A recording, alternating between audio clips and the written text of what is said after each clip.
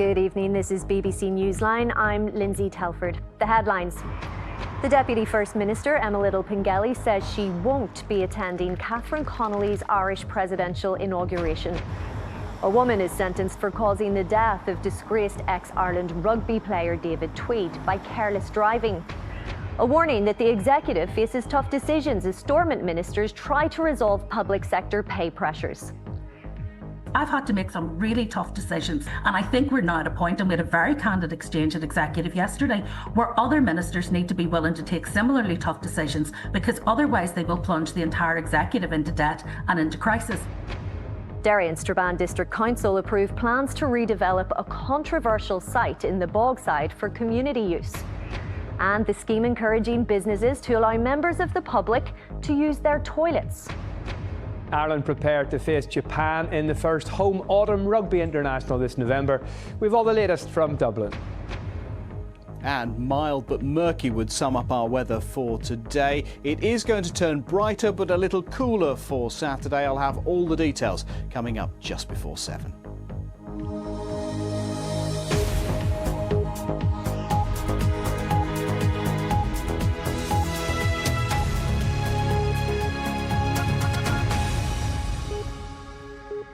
Hello and welcome to the programme this Friday, the 7th of November.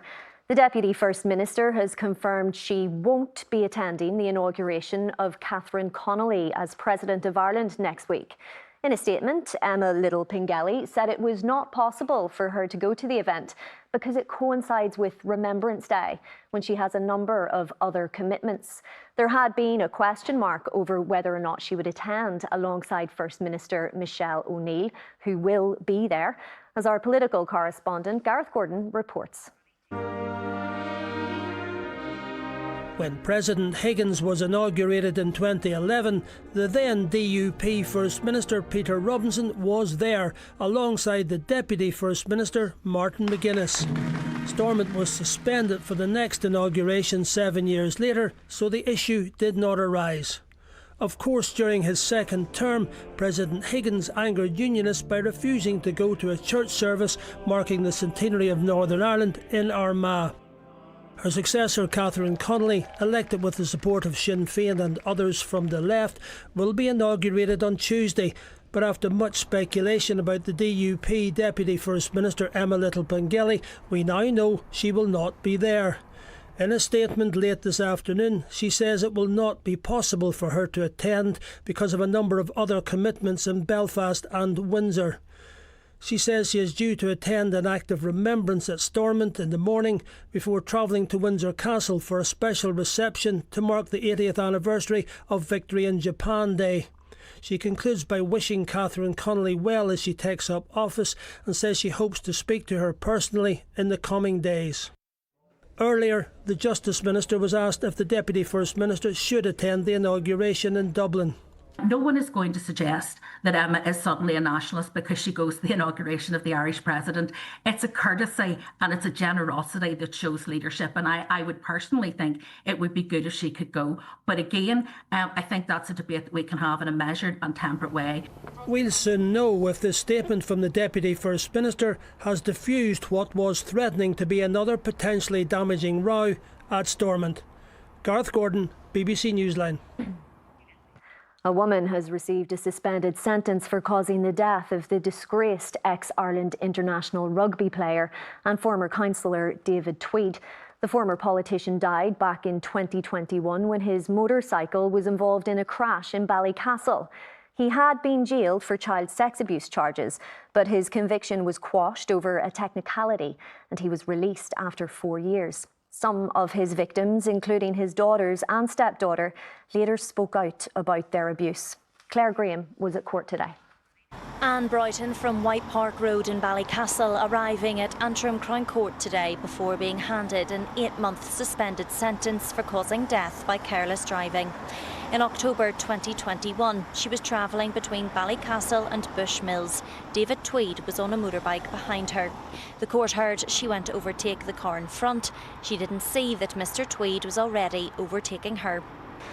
The prosecution put forward that Anne Broughton failed to take the proper steps to ensure the road was clear before she went to overtake on the road. The defence said this was a momentary lapse on her part, adding that this was a terribly tragic accident. David Tweed died of his injuries. The retired international rugby player and former politician had been convicted of child sex abuse charges, which were later quashed after he had served 4 years of an 8-year sentence. His family were present in court today. Their impact statement said his death had been a devastating loss. Judge Gilpin said that the 71-year-old suspended sentence was based on the circumstances of the events and the fact that she had no criminal record. Judge Gilpin also passed on his condolences to Mr Tweed's family. Claire Graham, BBC Newsline at Antrim Crown Court.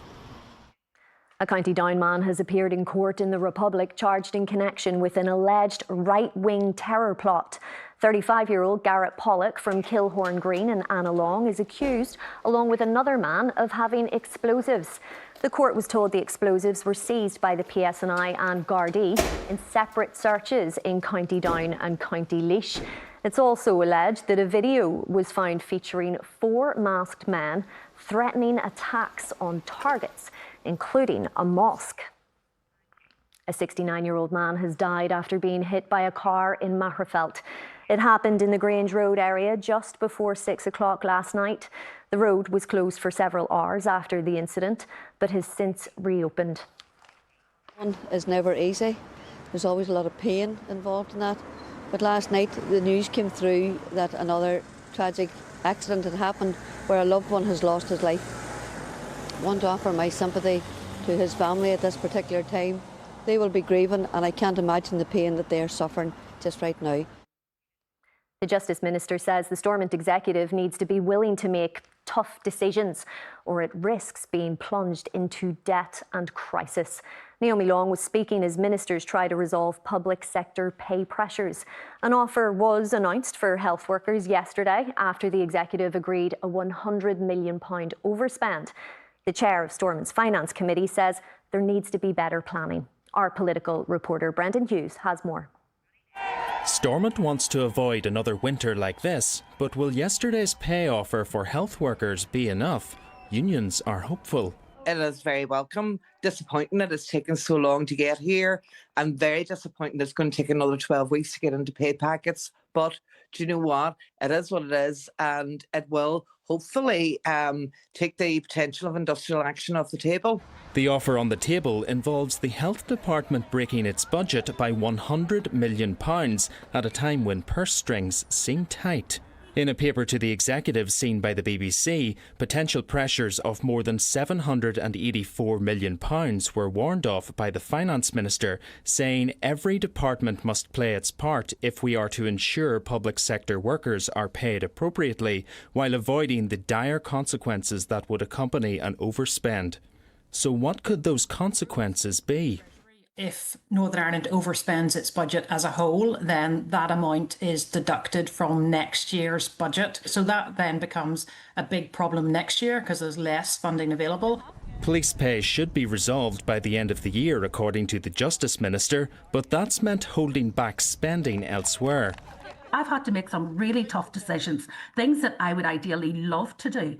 And I have had to say, no, I can't do them because I don't have the resources. And I think we're now at a point, and we had a very candid exchange at executive yesterday, where other ministers need to be willing to take similarly tough decisions, because otherwise they will plunge the entire executive into debt and into crisis. For the chair of Stormont's Finance Committee, such problems should have been foreseen by ministers. This executive has been there for nearly 2 years now. This was supposed to mark a new era of better financial management, of better planning and of long-term decision making. None of that is happening. It's shambolic, it's chaotic, and it isn't good enough. Stormont isn't expecting much, if anything, from the Chancellor's budget later this month, meaning ministers are braced for big decisions ahead. Brendan Hughes, BBC Newsline. Derry City and Strabane District Council has approved plans to redevelop a controversial site in the Bogside for community use. Meanan Square has been used over recent years for the burning of a contested bonfire. But it's hoped the new scheme, which includes a community hub as well as retail and commercial units, will breathe new life into the area. Our Northwest reporter Kieran Turish has this. The Meanan Square site in the Bogside has been described as an eyesore. It was due to be developed 10 years ago, but was hampered by numerous delays. When complete, the £11 million project will provide social housing, recreation and retail space and a community hub. The reason this is going to be transformative is that we've got a new community building, it's got a hub, it's got youth facilities and it's got a multi-purpose space which will spill out into a new public area. And that street will have art, it'll have music, it'll have poetry, and it will be the lifeblood of the area. Meanan Square generated a lot of negative headlines due to the controversial summer bonfire. Community leaders welcomed the new development. It's going to be a great event space, a great community resource alongside shops and homes that are much, much needed in this area. At the Gas Yard Centre in the Bogside, they were all singing off the same hymn sheet. I think it's amazing for the city. It's great to see the regeneration within that part of town. And it's great for the residents and the businesses that will be incorporated with it too. It's fantastic for the younger community and the up-and-coming families in the area to see the development of this site being moved forward. It was an eyesore and was saying nobody really wanted to look at. So now if this new redevelopment comes, it'll be great. First Minister Michelle O'Neill said approval for the scheme was a landmark day for the city of Derry, while Deputy First Minister Emma Little-Pengelly said it showed what could be done when local communities, agencies and government worked together. Kieran Turish, BBC Newsline, Derry. Now, this weekend, we'll see the first episode of the new Channel 4 drama Trespasses air. It's a 1975 love story between a young Catholic woman and a married Protestant man. The book on which it was based was a huge success for the writer Louise Kennedy. And those involved with this new adaptation are hoping that the TV show will receive similar plaudits. Our reporter Eve Rosado met some of the cast, including Lola Pettigrew and Gillian Anderson, earlier this week. Hollywood County Down is the setting for this tale of a passionate but complicated affair. Love not so much across the barricades as across the bar, where the heroine Kushla meets her hero Michael while pulling extra shifts at the family pub. Lola Pettigrew, a Belfast local, has spent much of their career telling the story of our past, and they take that role seriously. I love home so much and I care about the people at home so much, and I want them to feel like their lives are being taken seriously and reflected with love and care and reverence. So it feels like a massive responsibility, but it's also a complete privilege. I just want people to watch it and take from it what they take from it and get from it what they need to get from it, and that's, you know, I don't want to do the audience's job for them. Trespasses filmed in locations all over Northern Ireland. The executive producer said the variety of landscape here was a huge draw, from the mountains to the coast to the city. And this house on a street in Belfast was Kushla's family home come to life. No stranger to filming on our streets is the much vaunted Gillian Anderson. Over a decade ago, she took up her detective role in the BBC's The Fall. I asked her, had much changed here since then? What I was surprised at this last time was the degree to which it still is under the surface. It's shocking because one's told that it's something of the past, but it's clear that it is really, you know, it's on the tip of everyone's tongues still today, and it's in the cells of everyone. For the Welsh actor Tom Cullen, the opportunity to explore his Irish heritage while making this show meant a lot. I feel so Irish, and I don't want that to be offensive to the Irish. We'll have you.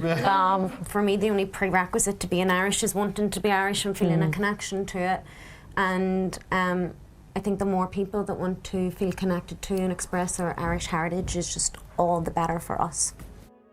Trespasses will air this Sunday night on Channel 4. What a discerning Northern Ireland audience will make of this latest romantic retelling of our history remains to be seen. Eve Rosado, BBC Newsline. It looks good. A cafe owner in Londonderry who allows non-customers to use the toilet facilities on her premises for no charge says she would like to see other shops do the same. The local council has a scheme that pays businesses to allow members of the public to use their toilets for free. It's been put in place in response to the dwindling number of public toilets that are available across Northern Ireland. And our reporter Julie McCulloch has been finding out more. Well, you love the fruit scone anyway, and I think you like the fruit scone because it's soaked in brandy.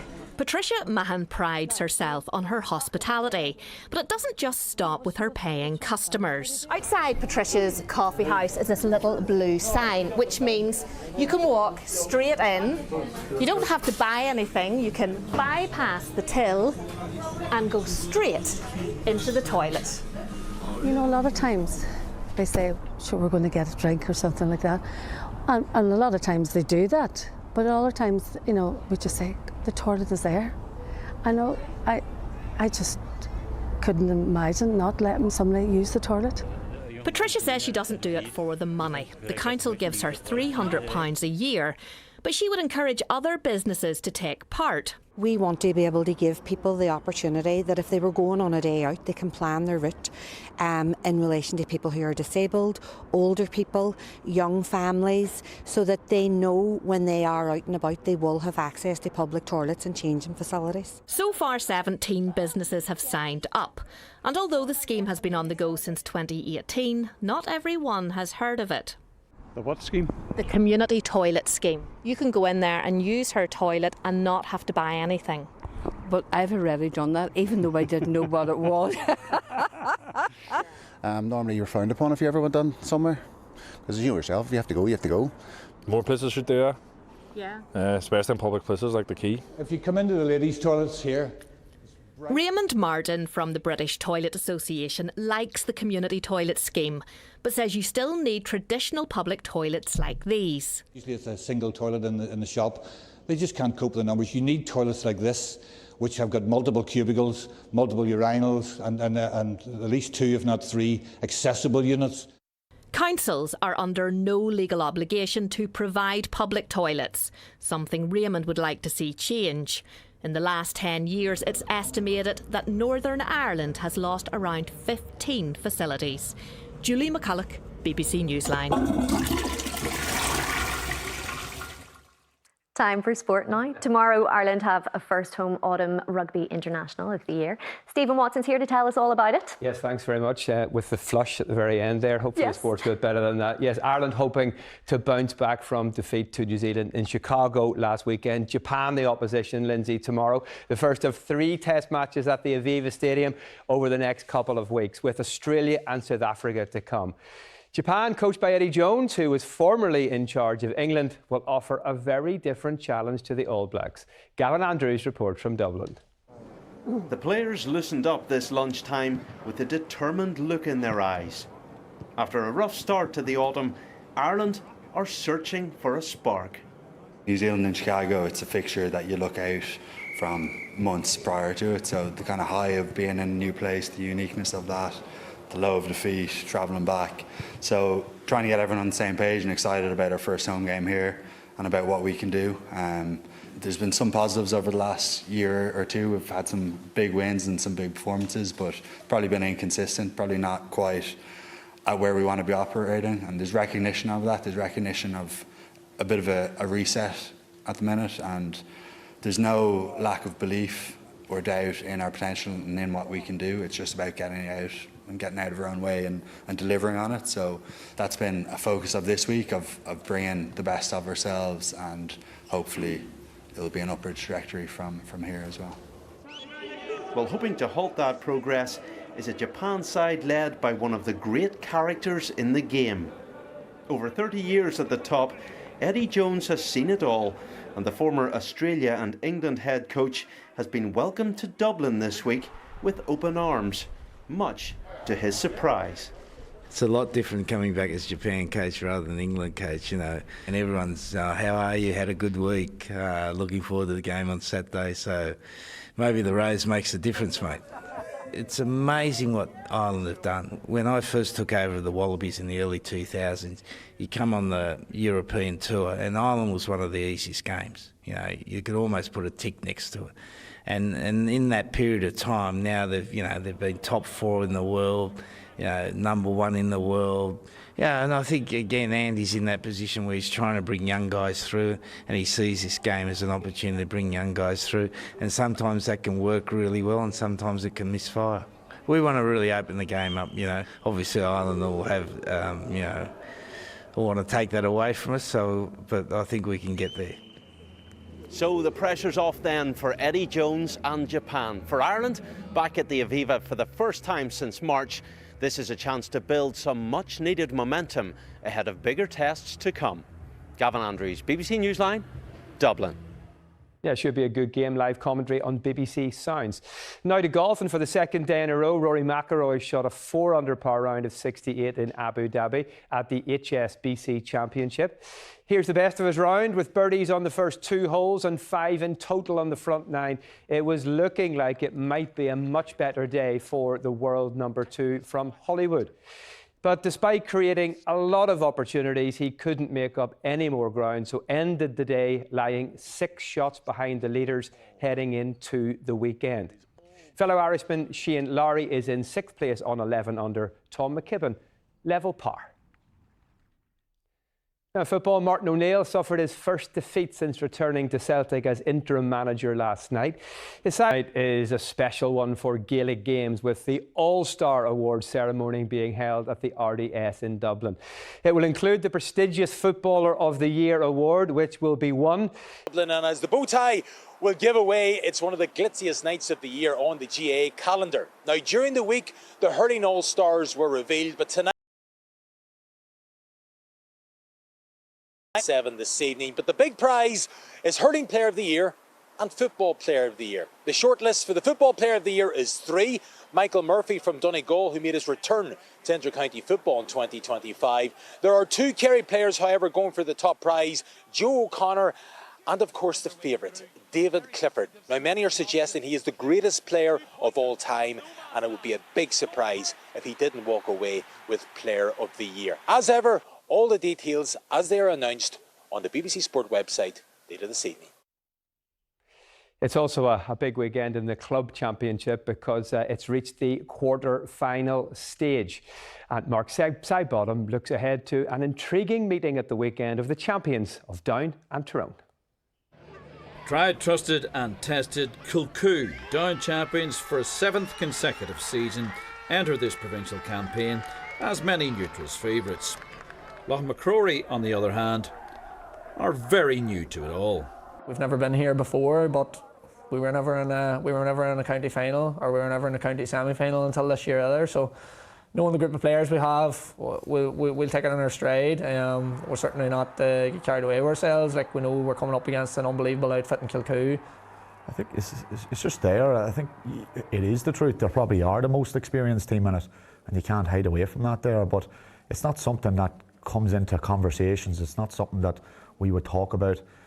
As I say to everybody, we just focus on the next training session, the next game, and that will always be our approach. Back-to-back Derry champions Newbridge, who recently saw off Dunloy in Ulster, now travel to the athletic grounds in Armagh to take on Madden. We had a glimpse of them in the Armagh final, and I watched them last year, and I know the 2 boys in charge, and I know what a good team they'll be, and how well drilled they'll be, and how well coached they'll be. So look, it's going to be a massive test, but sure, where else would you want to be? It seems the new rules have given the game a whole new impetus, and just about the only certainty is high drama and high octane football. Mark Sidebottom, BBC Newsline. And we'll keep you up to date with all of those games across the weekend on the BBC Sport website. And we have live local football tomorrow in the Irish Premiership as reigning champions Linfield face current league leaders Coleraine at Windsor Park. The game's live on the BBC iPlayer and website from 5:30. And the programme also includes the draw for the quarter-finals of the Bet McLean Cup. Lindsay, that is the sport tonight. Thank you, Stephen. Weather now, and to say that it was a grey and damp start to the day would be an understatement. But Jeff is here to tell us if, please, is it going to get any better? It is, briefly. Yes, hello, good evening to you. Whatever way you looked at it, it was a pretty miserable affair, and the weather front that brought us all of that low cloud and rain through this morning has been tracking north and east through the day. If we take a look at the radar picture, you can see its journey, and it's heading off towards Scotland as we go overnight tonight. What will happen behind it is we're starting to see some clearer skies. So overnight tonight, where we've got that blanket of cloud and rain, the temperatures will stay more on the mild side, 9 or 10 degrees the low. But where we see those clearer skies for longer, temperatures dipping down into single figures, 6, 7, 8 degrees overnight tonight. It sets us up for a drier, brighter day on Saturday, but the rain, I'm afraid, is going to return through Sunday. This then is the picture for tomorrow morning. Chance of a brighter start to the day. We may see some mist and fog, and that can be quite slow to clear at this time of year, but the sunshine may just turn hazy through the middle part of the day, highs of 11 to 13 degrees. Clouding over ahead of this rain that moves through during the evening. But at least the daylight hours look to be largely dry. Then the rain comes in overnight, plenty of cloud, with several bands of that rain working through overnight. It is going to be mild again, overnight lows of 9 to 11 degrees. What is happening with our weather at the moment is this high pressure is dominant over Europe. It means that as these mobile weather systems move in from the Atlantic, they hit up against that high pressure, they stall in place, the fronts get concertinaed together, and all the while we continue to draw up this moist, mild air from southern latitudes. So that means that's feeding in plenty of rain, and we're certainly going to see that on Sunday, at least a couple of weather fronts tracking slowly from west to east. But this concertina effect means it's quite hard to forecast the timings exactly. We might just see a little bit of brightness at the end of the day as they clear out to the east. And then into next week, it's more of the same. A mobile Atlantic system comes in and it stops in place. It'll continue to feed up that moisture. You can see the spike in the temperatures on Tuesday, but generally those temperatures above average for this stage in November. Thanks, Jeff. That's it for now. Our late news is at 10:30. Until then, you can keep up to date with the website and Radio Ulster. Have a very good weekend. Bye-bye.